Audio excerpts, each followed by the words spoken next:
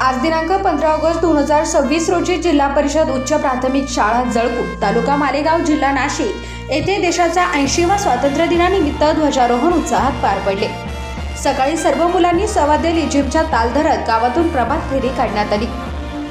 प्रथम ग्रामपंचायत कार्यालय जळकू येथे ध्वजारोहण करण्यात आले। ग्रामपंचायत कार्यालयाचे ध्वजारोहण माननीय सुमनताई लाठर यांच्या हस्ते करण्यात आले।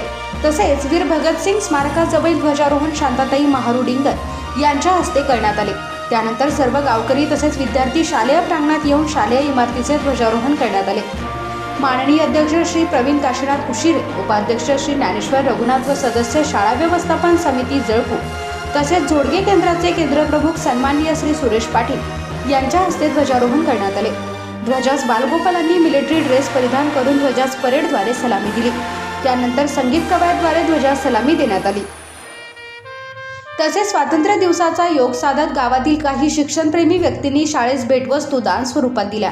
त्यात श्री पंढरीनाथ गोकुळ शिंदे यांनी शाळेस 20,000 रुपये पर्यंतच्या शालेय वस्तू दिल्या। तसेच श्री दयाराम LG शिंदे यांनी शाळेस 15 लेझिम सप्रेम भेट दिल्या। नंदू शिंदे माजी सदस्य शाळा व्यवस्थापन समिती जळकू व माजी सरपंच श्री गोरख पवार यांच्या संयुक्त विद्यमाने 125 मुलांसाठी नोटबुक व पेन देऊन मुलांच्या चेहऱ्यावर हसू फुलवले।